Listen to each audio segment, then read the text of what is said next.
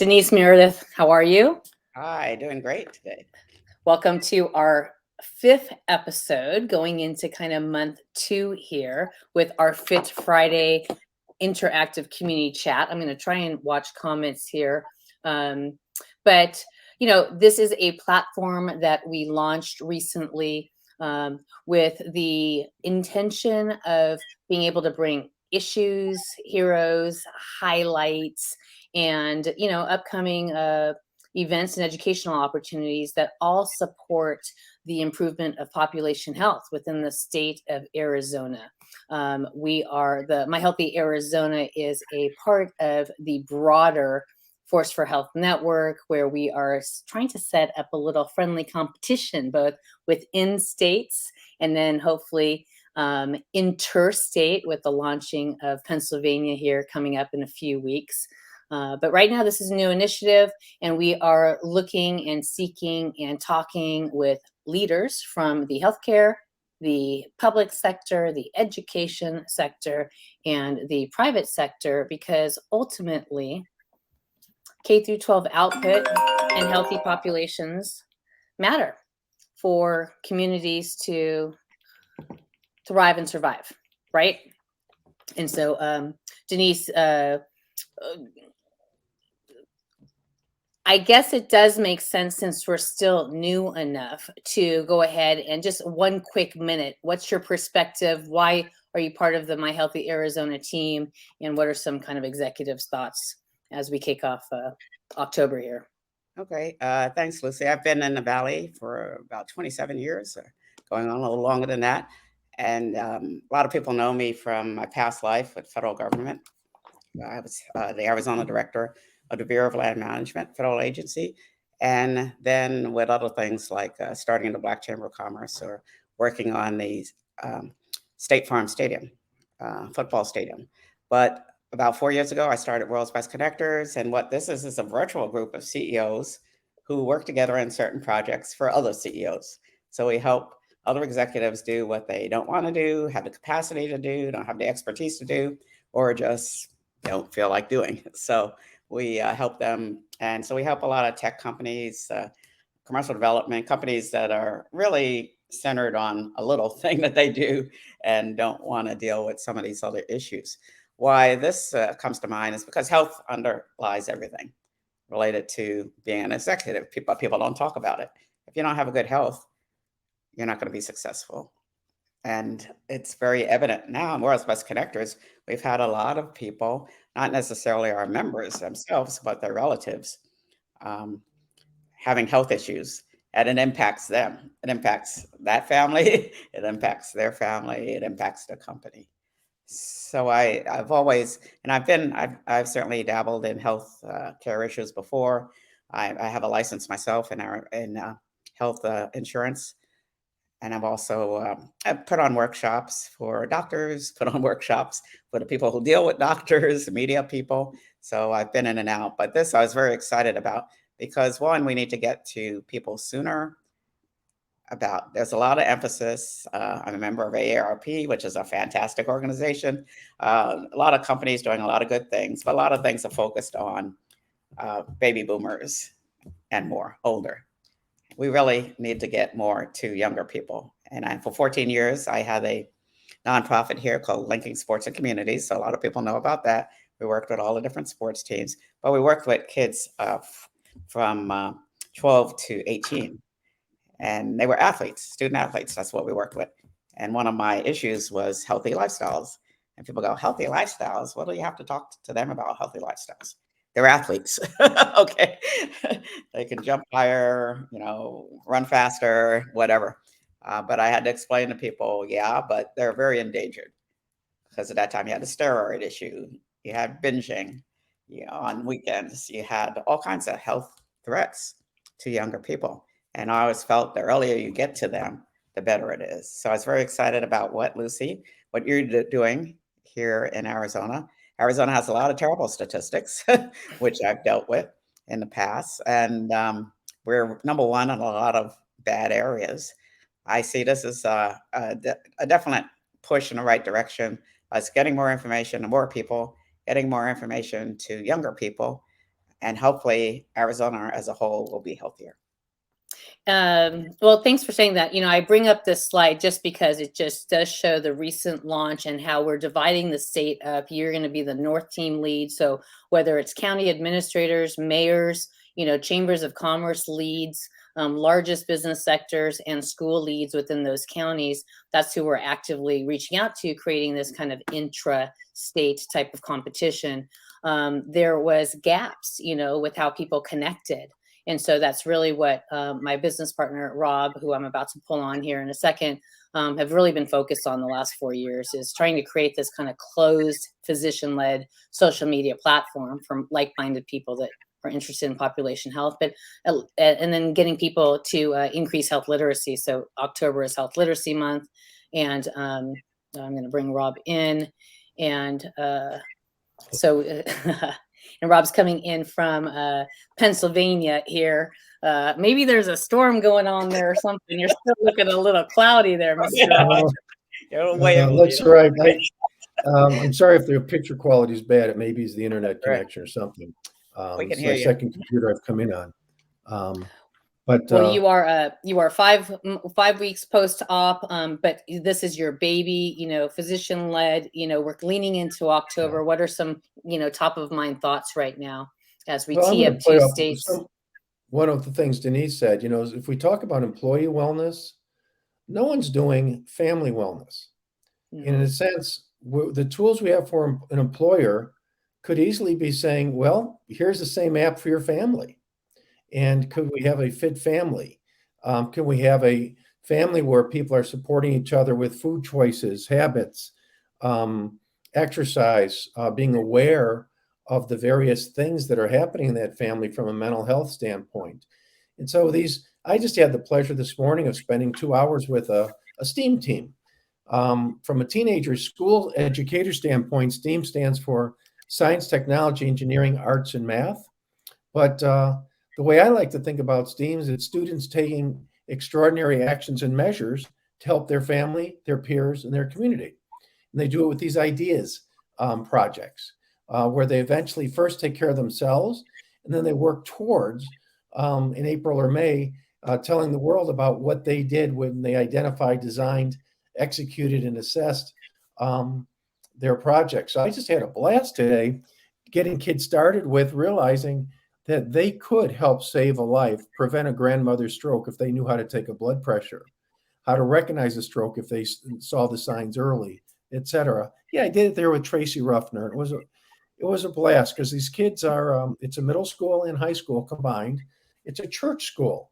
And their goal in part is to be the teenage leaders doing some sort of activity that shows their Christian charity into the community. But part of what they're learning is they can't make a difference unless they're health literate themselves and can take care of themselves. And they can also to help take care of others. So they're going to get involved with encouraging their church members, the whole family, to join. And then also working towards an ideas project this spring. So Health Literacy Month really is at all levels. It's at the kids level, but having just been, I'm a senior who just came through some major surgery and was on some strong medications and was cared for by another healthcare professional. And once I got out of the hospital, I know of at least 3 drug errors we made. I have hit my head in the shower, standing up too quickly. When I forgot that the shower rod wasn't as high at my house as it was at the hotel. Those little things like that, after you got your neck operated on, hitting your head's not a good idea. And so just the point of the health literacy of managing your meds, knowing how to talk to your doctor, knowing how to get access to care, all becomes, it's across the spectrum is what excites me. And that now that seniors, now that employees, employers, and teens all have access to relatively inexpensive devices, they can advance their health literacy. Well, and that, I'm so glad that you said that, because it's really what we want to focus on. This isn't kind of like a health and wellness and beauty type of discussion that we're having. It's really not. There's a dime a dozen out there, and you can go watch all those other shows.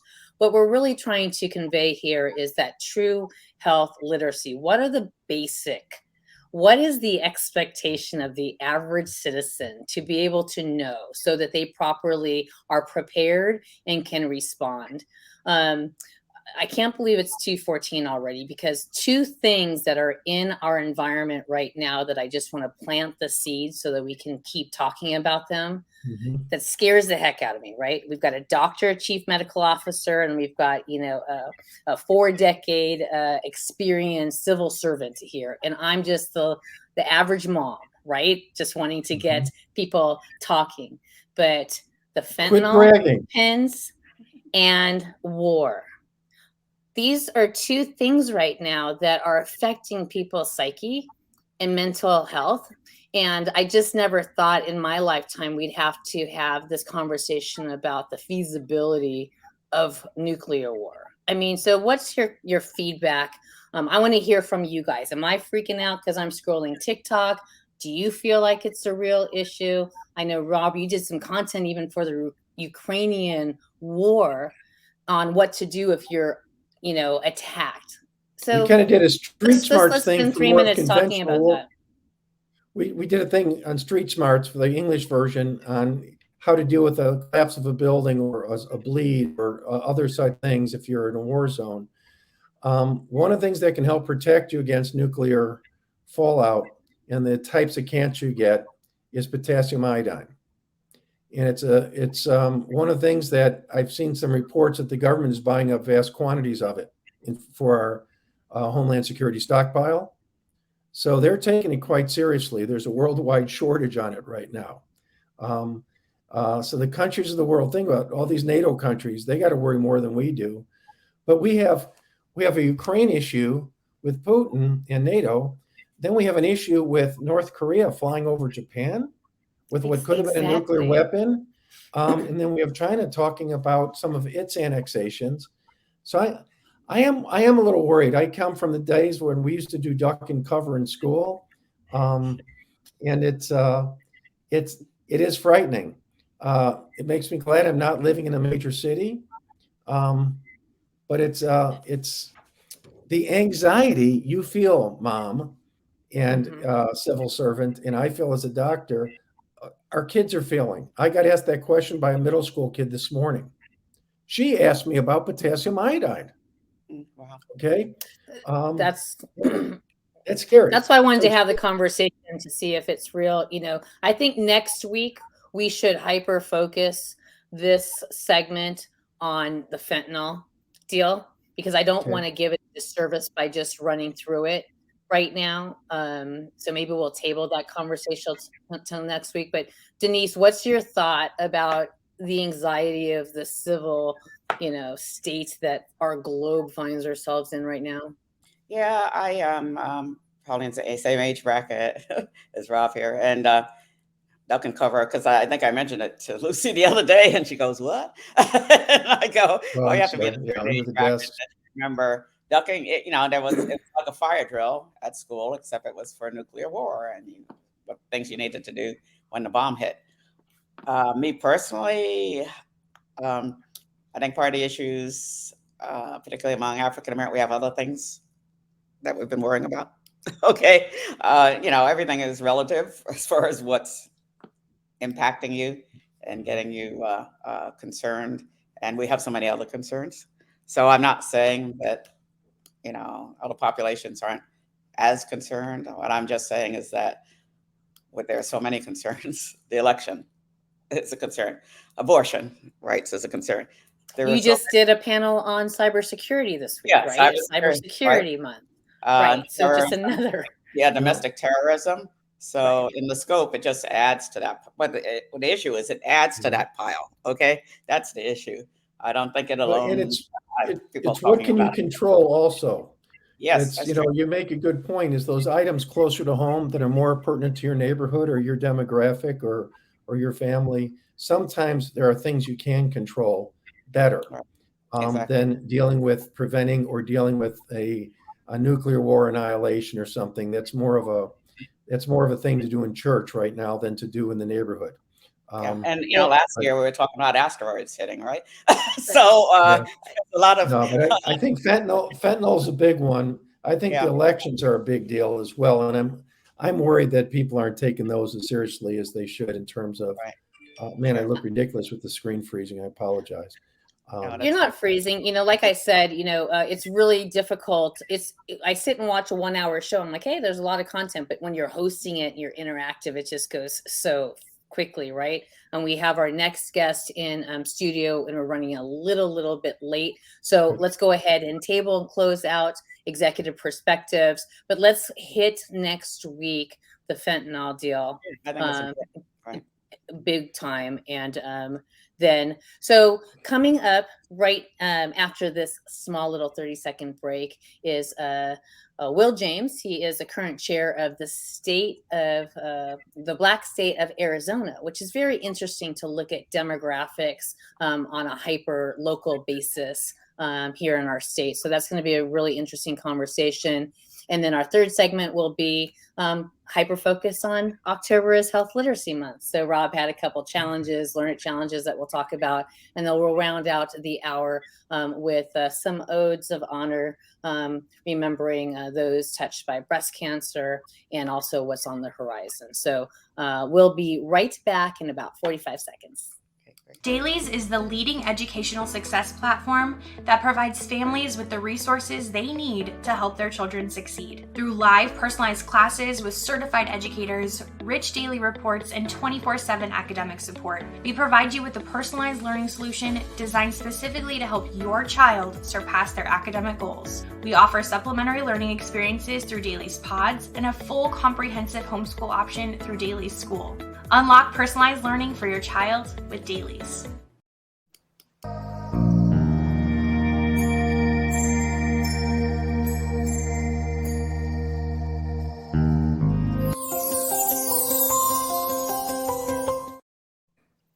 Okay, wonderful. So Denise, would you like to introduce our next guest? Sure, definitely.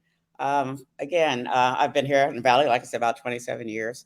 And one of the things that I've done along the way is start the Black Chamber of Commerce. The mayor was very upset here in Arizona, in Phoenix, because Phoenix didn't have a Black Chamber when all the major cities, and even Tucson, as he used to say, even Tucson has a Black Chamber of Commerce. So I took a sabbatical from the federal government for a year to start that, get that going. But what I learned a lot, that I already knew a lot, but I learned a lot more because, okay, it's a chamber business. I started to ask questions. Black business, are there any Black businesses? I mean, people couldn't name a Black business, okay? Particularly white people, of course, could not name a Black business. So there were no statistics. There were no statistics on African Americans here in the state, as if we didn't exist. And it was that way in the books, in the history books, in the media, and unfortunately in health issues in particular. There's just no, are there Black people here? That's what I used to get all the time. And so we're 5%, which is a small amount, but that, there's still, and at that time we were in more powerful positions than even now. But that was important because statistics are very important. Measuring things, where you're starting from, where you're getting to is important. So I was so excited when finally, many, many years later, the state of Black Arizona was created.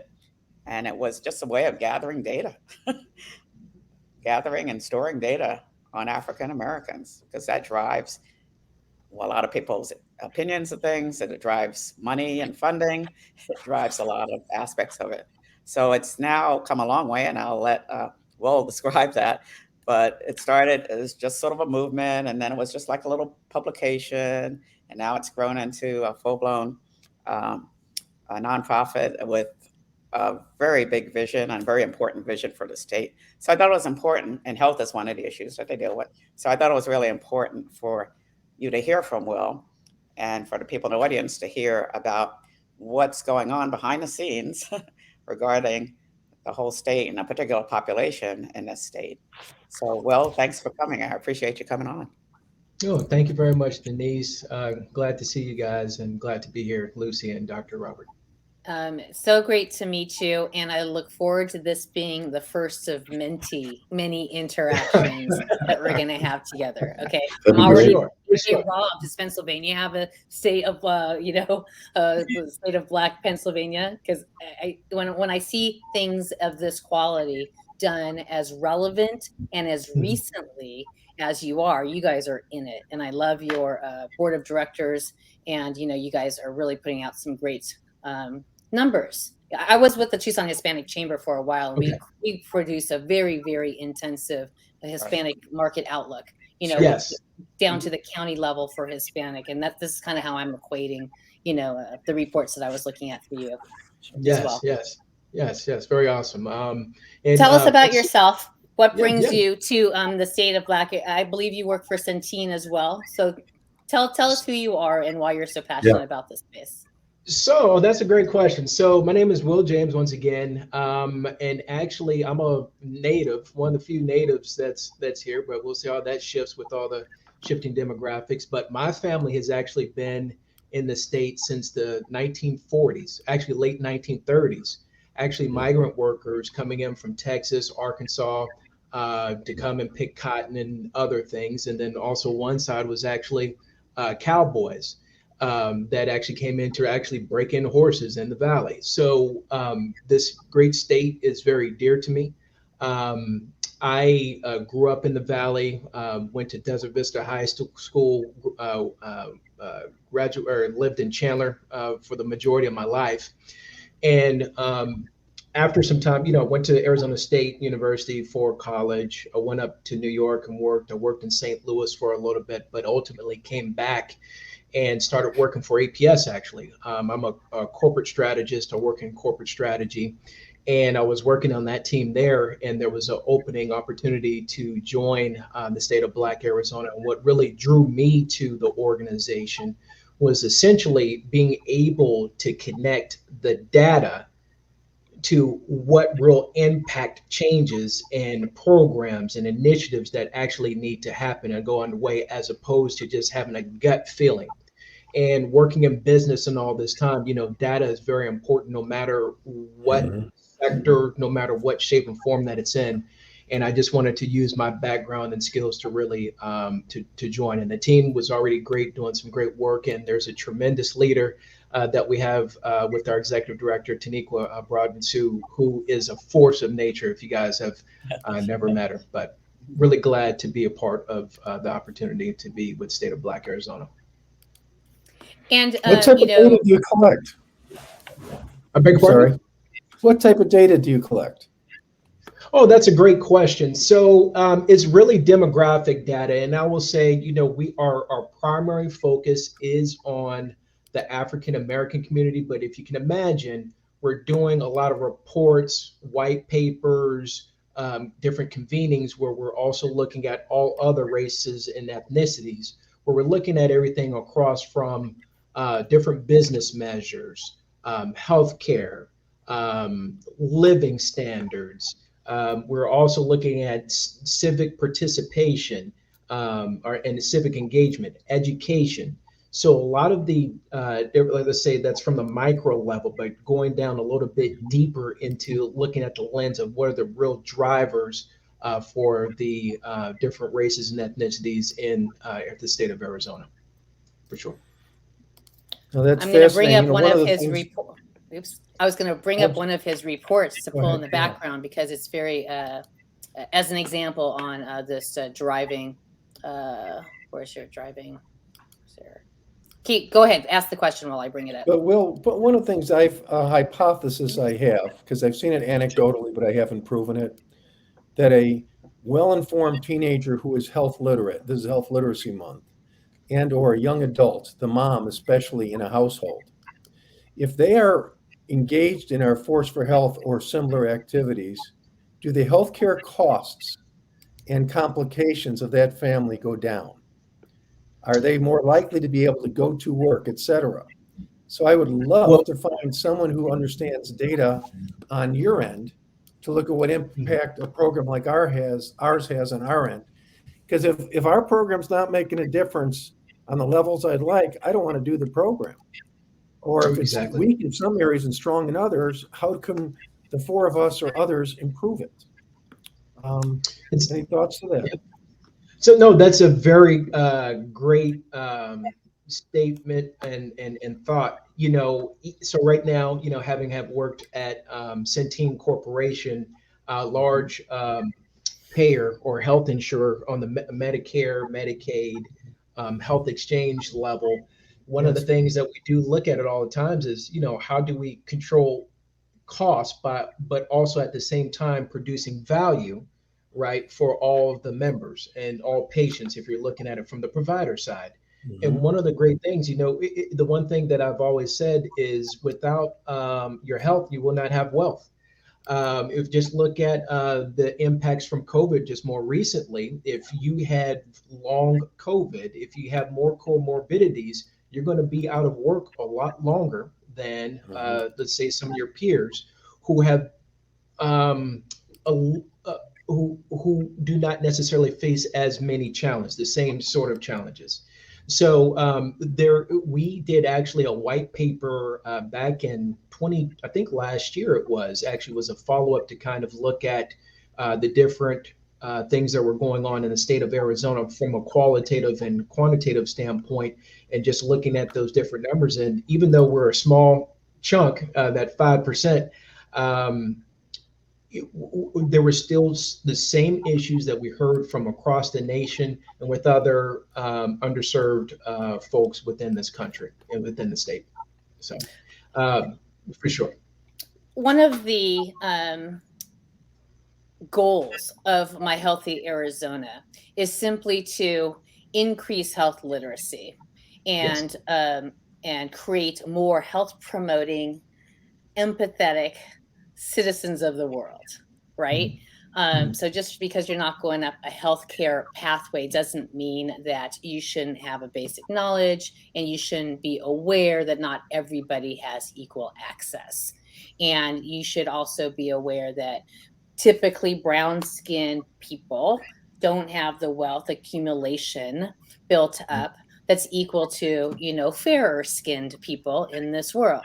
And that in and of itself, Rob and I did a project with Ohio Medicaid, where we looked exactly at, we built the learning management system, and we worked with Case Western and some hospitals out there, and we created AR and VR content to delicately challenge whether or not the service providers were implicitly biased or not, because we were hitting the infant mortality rate being the highest in Cuyahoga County there.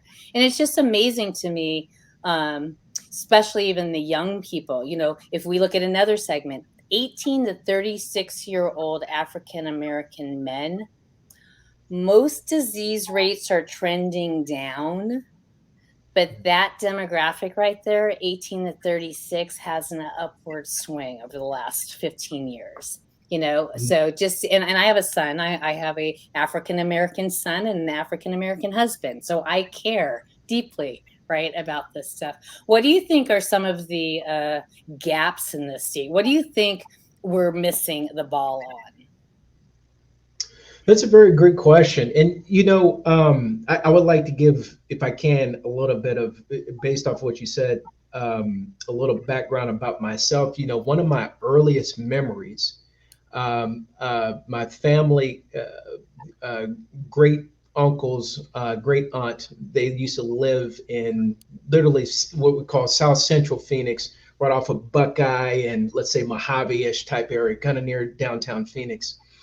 Not the most rich and glitz type area, but one of the earliest memories that I do have is walking into my great aunt's house and seeing three of my family members, great aunts, great uncles, who had diabetes and were amputated. And so this was me looking at some family members at the age of 3 and 4 years old, and saying to myself, even at that age, there's something that is not right here. Not necessarily knowing what that is. Sure. But of course, being on the lower end of the economic totem pole, not necessarily having the gap access to care. We all know, hopefully, that we should know that there are the provider deserts. There isn't as many doctors and providers per square mile within certain communities. The funding for health literacy, health education programs within schools have been dwindling down. And overall, I would say,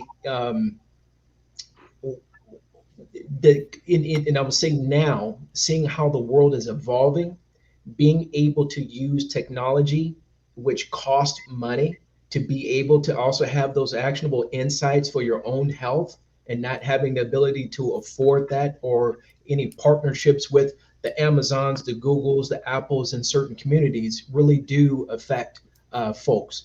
But I really do think that with a little bit more push, grassroots, ground roots, and from a policy level, with a little bit of push, a little bit from different organizations, we can really think about how we can build partnerships, innovative partnerships, to really think how to really shape and form this for the future. So definitely I think understand. the innovative partnerships is key. Right now, with COVID, kids are educationally behind, and the Yes. school superintendents are stressed to just do the basics, reading, writing, arithmetic, and maybe a little science. And what we're trying to do is add that enrichment capability at a very low cost, either free or at a trivial cost, that can give them the anatomy, physiology, health literacy, social determinants of health, all those things. But the schools don't have the money to do it. They don't have the bandwidth. But the churches do. I was just at a church today, where the parish is supporting it. Where when we're in Ohio, a Medicaid plan supports it. Those types of things happen. A government supports it. A hospital health system supports it, especially if you're taking Enrichment. risks. I mean, before and after school enrichment, and that's why we are framing this in this whole reality. I'm sorry, I didn't mean to That's all right. interrupt you, but really the path of least resistance here, right? Parents are like slobbering almost for some help here. They'll go like push their child off for 2 hours on a weekend if it's going to help them, and they don't have to worry about it. That's why this whole concept of family health and dealing with it together would be kind of fun to frame. Nothing happens overnight. Persistence, passion, professionalism, has to continue to layer on each other. So that's why we're just getting out there and being consistent with this message, right? So the Dr. Carmona, who was the 17th U.S. Surgeon General, he's kind of one of my mentors, and I've always, I've launched a couple magazines, and so this is like my take 3. Like, I feel like I've been in this space for 20 years, and I know where the barriers and the rubs are. That's why I don't want to be a nonprofit. That's why I want to stay on the edge of being a media tech type of company. We want to be an interactive media tech, so I'm not beholden to grants and nonprofit funding and unsustainability and don't play in my sandbox. We want to be the sandbox that everybody can play in. And guess what? We're going to start counting steps, right?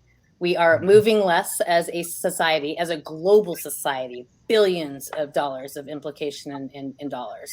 Our health literacy low because 40% of us are living with some type of high cost chronic disease, and mental health is at epidemic levels. And what's the best thing about mental health is connectivity and serving, right? And giving and kindness.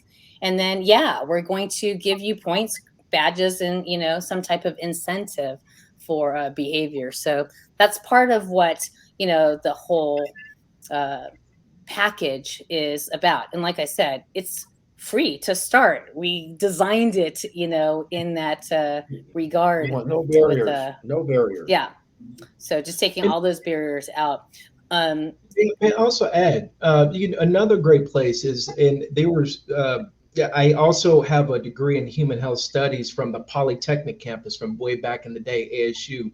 And Dr. William Murmis, who's no longer around, but I was doing some independent study and was looking at a few different things within that space. And from what I remember, and I've been seeing some things over the years, the barbershops and the beauty salons, great places to go to share information. There's different programs that are out right now where if you just train a barber or beautician just to do the blood pressure work, for instance, it does some tremendous things. But also want to also keep in mind behavioral health. Some of the other things is just sitting. What have you been doing since COVID-19? Zoom calls. We're not getting up and walking around in our offices or wherever else that we're at anymore. What about exercise? And even the simpler things as far as food. How can we start making some of the foods that we enjoy culturally just a tad bit healthier? There are so many different things and different ways that we can go about this, just being a little bit more innovative with things that we can just do on our own, plus with the help of the big tech smart apps and everything else that kind of keep us moving and going. Well, we got that covered for you. We don't have to go to big tech. We got an Arizona-based startup that's ready to recirculate revenue for us right here, right? There we go. Even better. Even better. I bring up some of these in the executive report, and this was only about 14, 15 months ago, and this was from your survey, and the pages in here really do state elementary, the education, academic attainment, and housing affordability seem to rank, the highest on all of these. And then, of course, what you were saying about the civic participation. So we're very much in line, Will. So however we can work together, I feel like we went right through Rob's time. I almost don't even want to release you. Maybe we play this one video. Do you have to go? Because it would be great to have you come back after we play this one video and continue the conversation. But if you've got to go, then we will release you and we will quickly schedule you to have another conversation. No, I'm definitely, I can be here. Okay, well, wonderful, because I want to go ahead and so thank you. It's nice meeting you. Denise is going to drag you into the State Advisory Council, and we'll have some little competition and opportunities that I think would be fun we can build that. Denise, as we transition to the next segment, thank you for inviting Will. Perfect. Yeah, thanks, Will. Thank you. Great job. Thank you very much. And so, Rob, we transition into October is Health Literacy Month. We've got, hundreds and hundreds of videos that are 2 to 3 minutes that if you watch them, you will earn your badge. Let me remove this from the deal. And I thought maybe we could just play the Viva Let's Get Cellular video. Sure. So that we can, as I'm setting this up. Well, I think what I like about what we just heard in the last section, it was said to me that this guy Will gets it.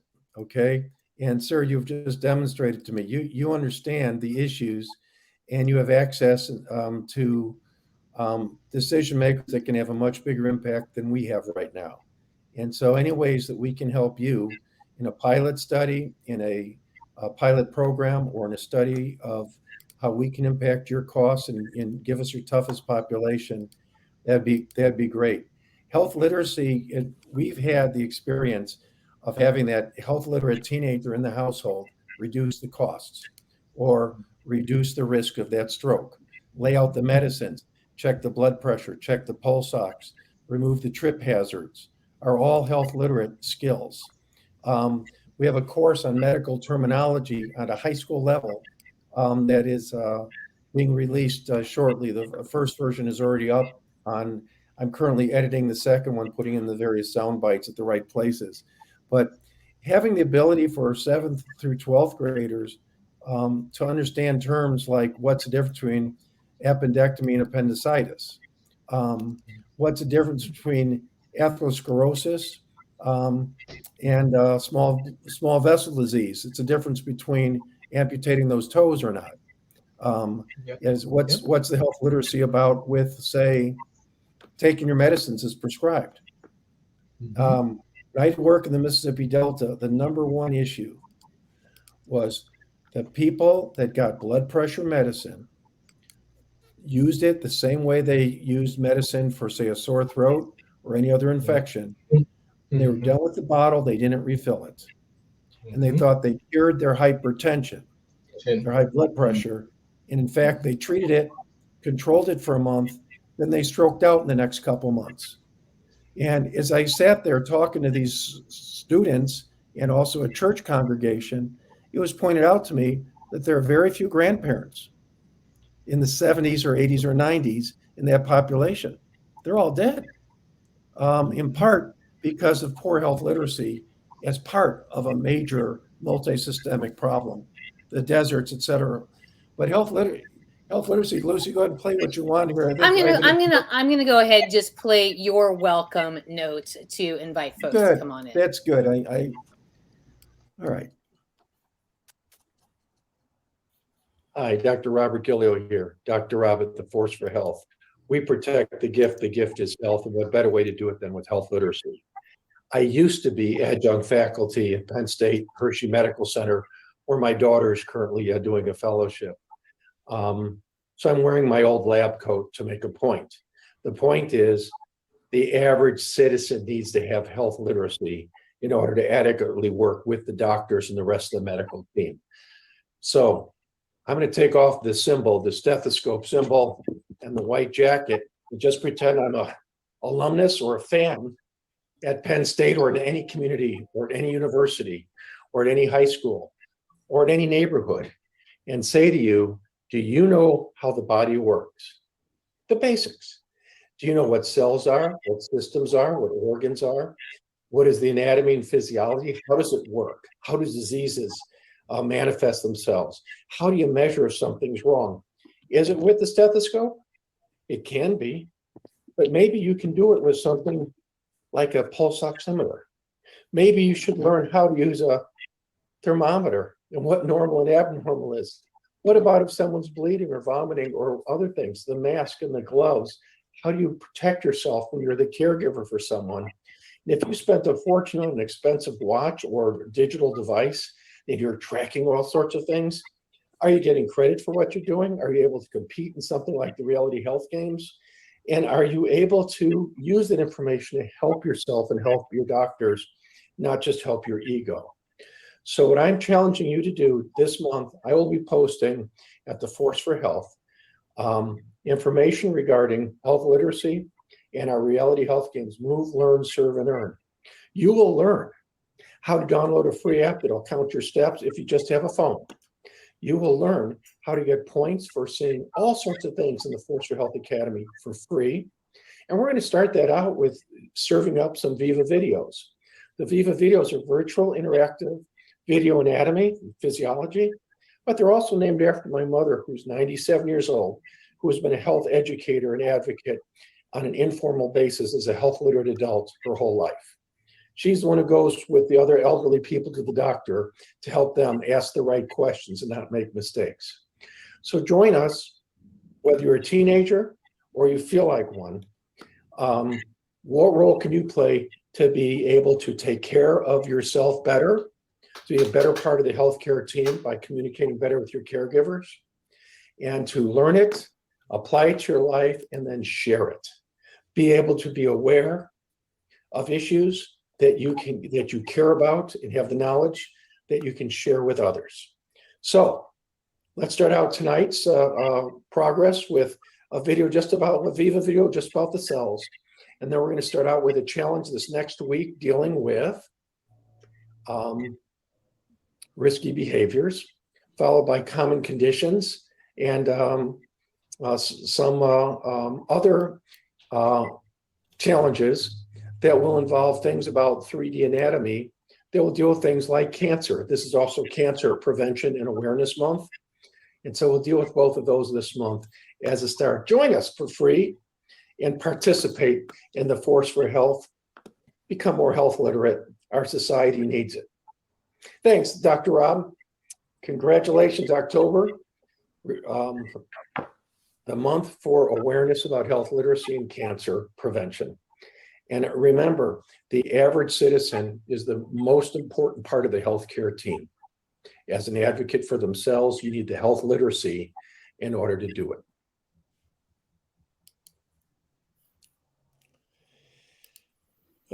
I get enthusiastic sometimes. What's funny is every day we're posting another 2 to 3 minute video that was made for low health literacy individuals, initially in Aboriginal Australians, Native Australians, that had no health training, like what is a gallbladder attack, or what is a cell, what is the body, and this is all free. And our goal is every day to have a post going out that's free, and then have people, if they want to really ramp up and get in a little more depth, like they're in a pathway to be a professional, they can join at a higher level, something called an ambassador, if, as a community servant, et cetera. But I think understanding it's the health literacy, I think it's very important to state also, though, is not just anatomy, physiology, how does the body work, fitness, nutrition, exercise, mental health. It's how do I access care? How do I sign up for getting this paid for? How do I pay for it if I don't have any coverage? How do I deal with a hospital bill I don't understand? How do I get to my appointment? How can I afford this medicine? Is there a cheaper, better way?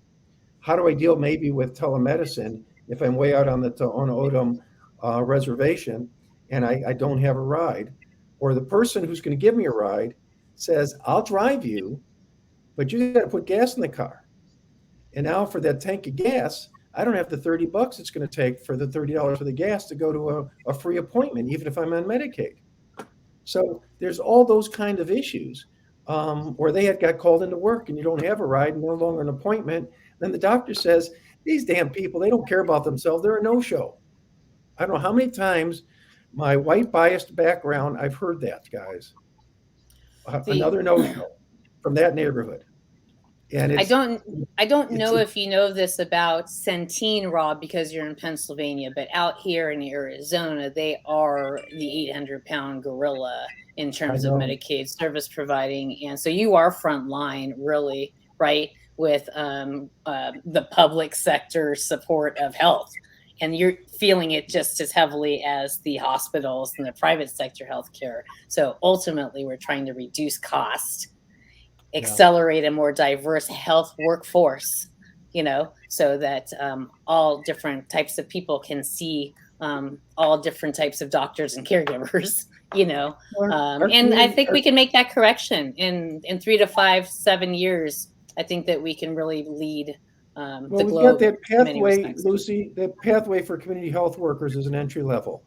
To get somebody that $10, $12, $20 an hour while they're then getting their LPN, RN, or MD, radiology tech, our program that has them reaching out in the communities with the social determinant of health interventions, the IDEAS projects, has them growing up understanding that the social determinants and how those make a difference, I think is important.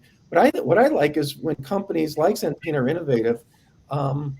We started in Appalachia, I started an Uber Health account where the hospital paid for the Uber rides. The problem is there weren't enough Uber drivers because the Uber drivers all went to the other city where the Penn State football games were because they made more money. So it failed, but we tried. But you were hitting a social determinant of health on the head with that one. Just like we want to hit the digital divide on the head with a 360 media type of approach here in Arizona. It's exactly right. And as with your Omni Media background, Lucy, I think it's also important to realize that like what we're doing in Kenya right now, we've got people using it online, on phone, in app, but we're printing a magazine and printing the PDFs and handouts for the kids to use that are offline or to take home to their families. Or if they're online, but they don't have the money for the minutes.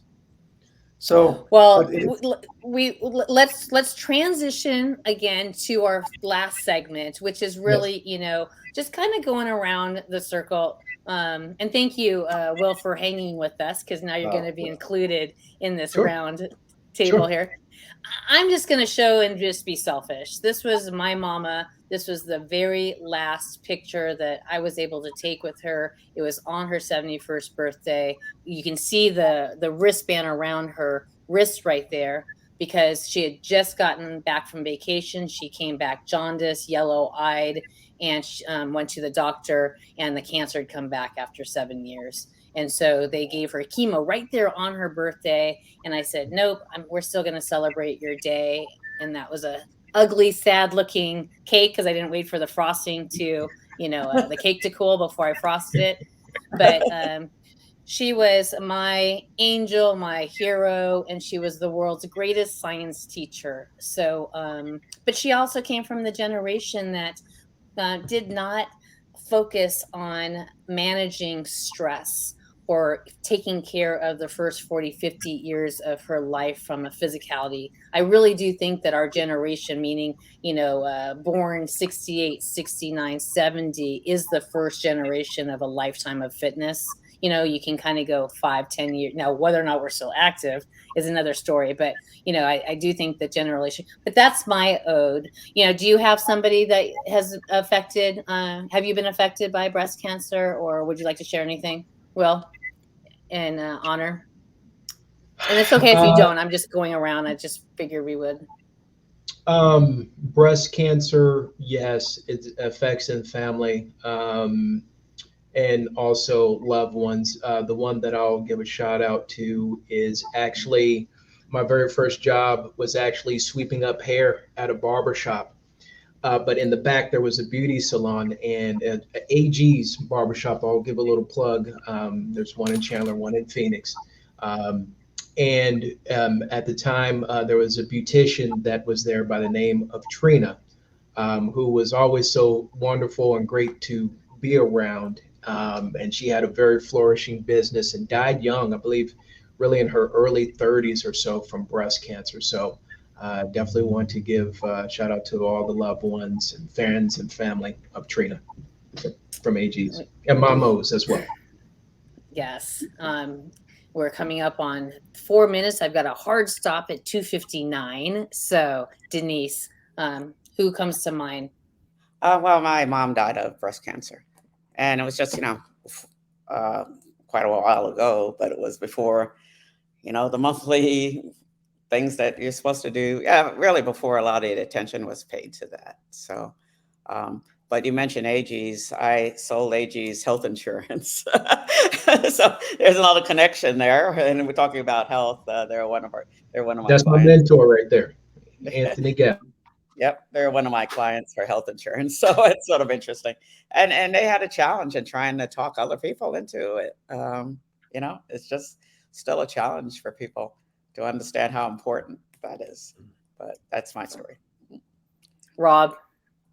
Yeah, well, breast cancer gets a lot of attention appropriately, but there's many other cancers. My sister had a rare leukemia 10 years ago and was given about 3 months to live. To make a long story short, she got a bone marrow transplant from my brother, and is now this minute looking at the leaves in upstate Vermont with my 97-year-old mother. So she's a 10-year survivor celebrating her 10-year anniversary, but she had access to world-class medical care and a health literate brother that kind of facilitated and drove the bus, so to speak, to get it for her. But there's all sorts of cancers out there that are colon cancers, a big one that's easily screened for, and people just don't get, especially men, African-American men statistically, aren't getting screened appropriately or so. One of the journeys that we hope to have done by the end of the month will be this kind of badging, if you are eligible for certain types of preventions. Because even I had to, as a 50-something-year-old woman, I don't even know what I'm supposed to be taking yet or what I should be crossing off. So I think that will be a nice key in addition. So as we round this up, thank you for sharing that, you guys. Denise, and I say we because I feel part of the WBC and what she's doing here also with bringing leaders in. On October 27th at Arizona State University Sky Song, which is in Scottsdale, she'll hold her fourth annual annual conference. Again, these are all CEOs. There are 6 or 7 sessions. I bring up just this one session just because she's kicking it off with Mark Kelly, senator, and a councilwoman from Scottsdale, and a mayor from Phoenix. I mean, you can't get more public facing, right, with the different levels than that. I'll be hosting the luncheon for Fit Families First, or First to Fit Families, the CEO issues and just highlights about just managing your family as a CEO, right? And then we'll be hosting a nice meetup afterwards. But final thoughts on information about that conference, Denise? Yeah, again, October 27th, it's a Thursday. It's 8 a.m. to 3 p.m. Go to www.thewbcs.com. So it's www.thewbcs.com. And the luncheon, we have 5 different themes that we focus on at the conference. One of those themes is family. always looking at new ways to present that because CEOs don't want to talk about that particularly.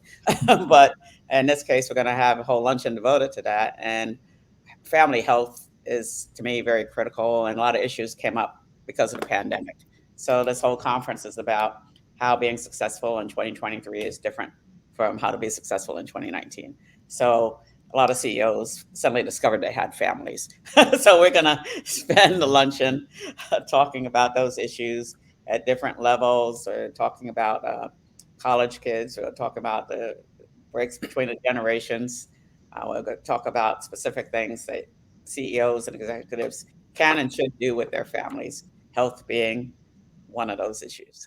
Can civic leaders and businesses really get along, right? Like those types of, it's a great content. And I know that there's room left. And I think that I'm looking forward to doing that. So we will wrap up our 5th official Fit Friday community chat. We want to move in towards starting next week, posting to some of our personal face feeds so that we can get a little bit more interaction.